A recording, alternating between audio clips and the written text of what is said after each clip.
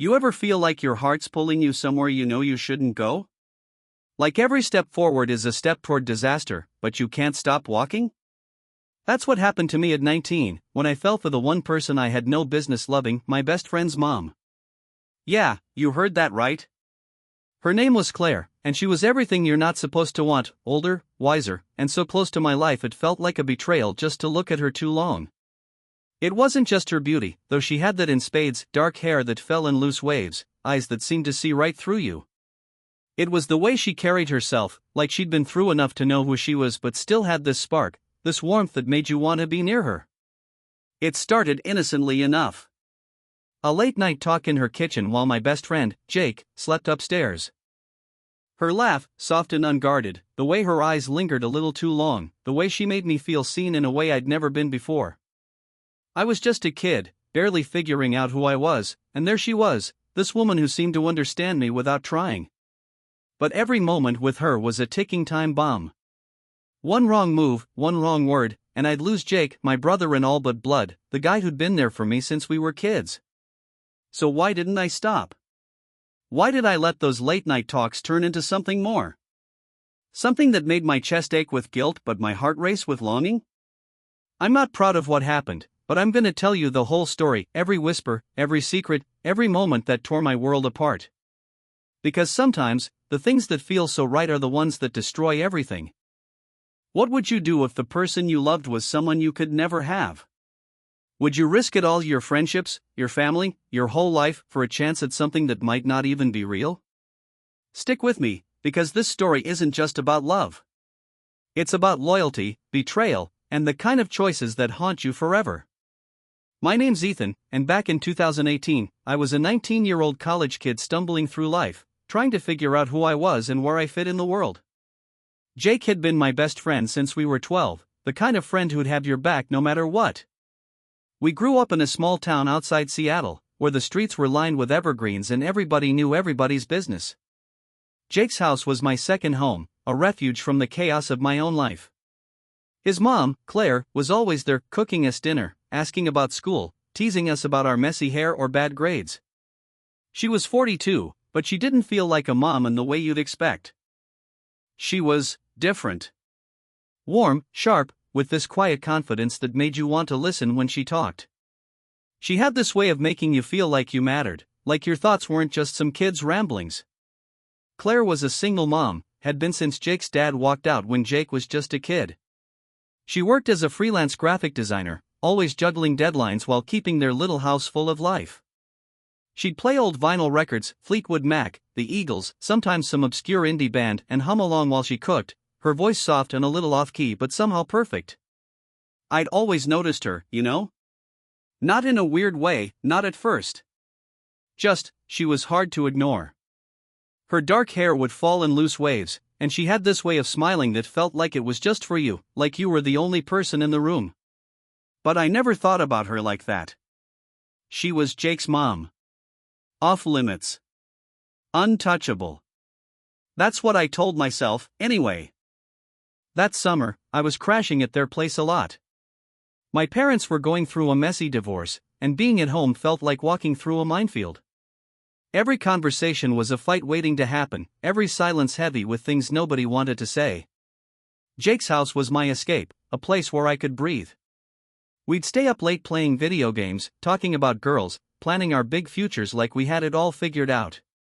But as the weeks went on, I started noticing things.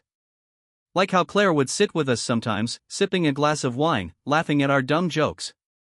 How she'd ask me questions, real ones, about my dreams, my fears, things nobody else bothered to ask. Not my parents, not my teachers, not even Jake. I started looking forward to those moments more than I should have, those fleeting seconds when it was just me and her talking, like the rest of the world didn't exist. One night, Jake passed out early after a long day at his summer job, sprawled on the couch with his controller still in his hand. I was in the kitchen, grabbing a glass of water, when Claire came in. She was in this loose sweater, her hair messy from a long day, and she just looked at me. "You okay, Ethan?" she asked, her voice soft, like she could see right through the fake smile I'd been wearing all summer. I don't know why, but I told her everything, my parents' fights, my stress about school, how lost I felt, like I was drifting through my own life. She listened, really listened, leaning against the counter with her arms crossed, her eyes never leaving mine. When she put her hand on my arm, it was like a jolt. Not because it was romantic, not yet. But because it felt like she saw me, like she understood the parts of me I didn't even know how to explain. That's when it started. That's when I started noticing the way her eyes crinkled when she smiled, the way her voice softened when she said my name. I told myself it was nothing, just a stupid crush, just a kid being dumb. But deep down, I knew it was more. I knew it was dangerous. Every time I was around her, I felt this pull, this thing I couldn't name. It wasn't just attraction though, God, she was beautiful, it was something deeper, something that scared me as much as it thrilled me. I'd lie awake at night, replaying our conversations, analyzing every word, every glance. Was I imagining it? Was she just being nice? Or was there something there, something real? It was late August, and the air was thick with that end of summer heaviness, the kind that makes everything feel slow and heavy, like the world's holding its breath. Jake and I were supposed to be getting ready for our sophomore year, but I was distracted. Every time I was at their house, I found myself watching Claire. Not staring, not like a creep, but just aware of her. The way she moved, the way she'd brush her hair behind her ear when she was focused on her work. I hated myself for it. Jake was my best friend, the guy who'd shared his lunch with me when my parents forgot to give me money, the guy who'd stayed up with me when I was freaking out about college applications. This was his mom. What kind of person even thinks like that? But then came the night that changed everything. Jake was out with some girl he'd met, some fleeting summer fling he was obsessed with. I was at their house, supposedly to grab a hoodie I'd left behind, but honestly, I didn't need it. I just wanted to be there. Claire was in the living room, working on her laptop, a glass of wine on the coffee table. "Ethan, you're still here," she said, looking up with that smile that made my stomach flip. I mumbled something about the hoodie, but she waved me over. "Sit. Keep me company. I'm drowning in deadlines." I sat on the couch, a safe distance away, but the room felt smaller than usual, like the air was charged. We talked about her work, about my classes, about nothing and everything. The conversation flowed so easily, like we'd been talking like this forever. At some point, she leaned closer, showing me a design on her laptop, and her shoulder brushed mine. I froze. My heart was pounding so loud I was sure she could hear it. She didn't pull away. Neither did I. The moment stretched, heavy with something unspoken, something dangerous. "Ethan," she said after a long pause, her voice barely above a whisper. "You're different. You know that, right?" I didn't know what she meant, but the way she looked at me, like she was seeing something she wasn't supposed to, made my throat tight. I mumbled something stupid, like, "I'm just me," and she laughed, but it wasn't her usual laugh. It was nervous, almost sad, like she knew we were treading on dangerous ground. That's when she said it. "You make me feel things I haven't felt in a long time." Her words hung in the air, heavy, dangerous, like a line we both knew we shouldn't cross. I didn't know what to say. I didn't know what to do. Part of me wanted to run out the door, pretend this never happened, pretend I didn't feel the same way. But another part, the louder part, wanted to stay. Wanted to know what she meant. Wanted to know if she felt the same thing I did, this ache that wouldn't go away. Over the next few weeks, it got worse. Or better, depending on how you look at it. We didn't cross any lines, not really. But there were moments, stolen glances across the room, conversations that went too deep, her hand lingering on mine when she passed me a coffee mug in the morning. Every time Jake was around, I felt like I was drowning in guilt. He'd talk about his mom like she was his hero, how she'd sacrificed everything for him, and I'd nod along, pretending I wasn't falling for her. Pretending I wasn't betraying him every time I let myself think about her. I started finding excuses to be at their house when I knew Jake wouldn't be there. I'd offer to help with chores, fix a leaky faucet, carry groceries, anything to be near her. Claire didn't push me away, but she didn't make it easy either. She'd keep things light, normal, but there were these moments where her guard would slip. Like when she'd catch my eye and hold it a second too long, or when she'd say my name in that soft, quiet way that made my chest tight. I told myself I was reading into it, that I was just a kid with a crush, but deep down, I knew it wasn't just me. There was something there, something real, something we were both too scared to name. One night, it went too far. Jake was at a party, probably drinking too much and chasing that same girl. I was at their house again, helping Claire with some furniture she was moving. We were in the garage, laughing, joking about how bad I was at assembling an IKEA shelf. I was holding a screwdriver, fumbling with the instructions, and she was teasing me, saying I'd make a terrible carpenter. And then, out of nowhere, she stopped. She looked at me, her eyes searching mine, and said, "Ethan, what are we doing?"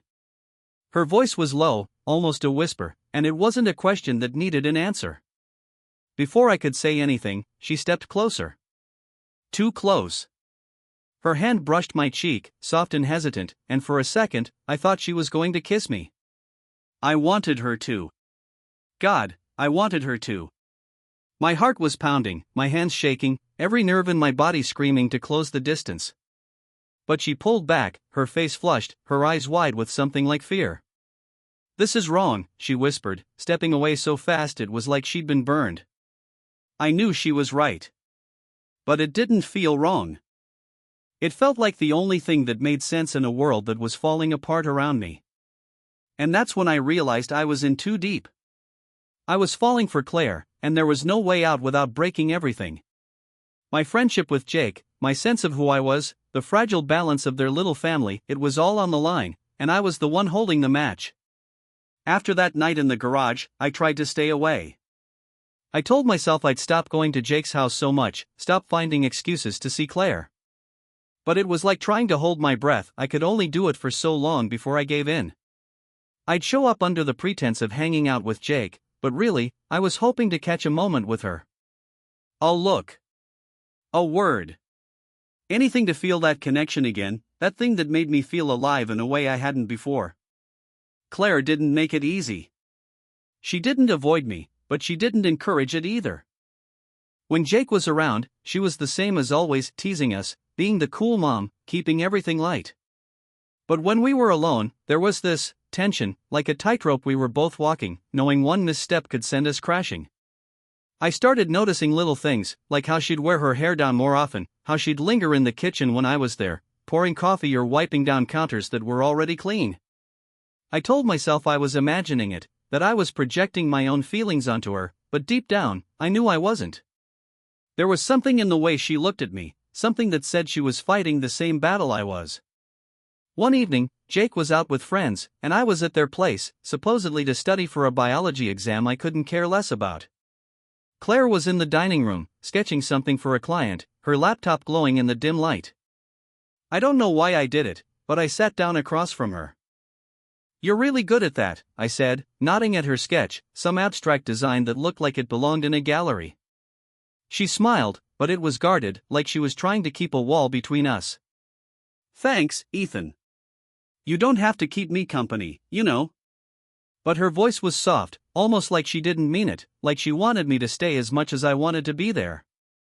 We talked for hours that night. Not about anything big, just life, music, the way she used to dream of being an artist before life got in the way. She told me about her marriage, how Jake's dad had left her feeling like she wasn't enough, how she'd poured everything into raising Jake, into building a life that didn't fall apart. I told her about my parents' divorce, how it felt like the ground was shifting under me, how I didn't know who I was supposed to be anymore. It was the kind of conversation you don't have with just anyone, the kind that feels like you're peeling back layers nobody else gets to see. It felt intimate, not in a physical way, but in a way that was almost more dangerous. Like we were sharing pieces of ourselves we weren't supposed to share. At one point, she reached across the table, her fingers brushing mine. It wasn't intentional, just a reflex as she passed me a pencil, but it felt like a spark. "You're too young to carry all this weight, Ethan," she said, her voice so quiet it was almost a whisper. I wanted to tell her she was wrong, that I wasn't too young to feel what I felt for her, that age didn't matter when it came to whatever this was. But I didn't. I just looked at her, and for a moment, it was like the world stopped. The air was thick, heavy with everything we weren't saying. I could have sworn she felt it too, the pull, the ache, the thing neither of us could name. But then Jake came home. The front door slammed, and we both flinched, like we'd been caught doing something wrong.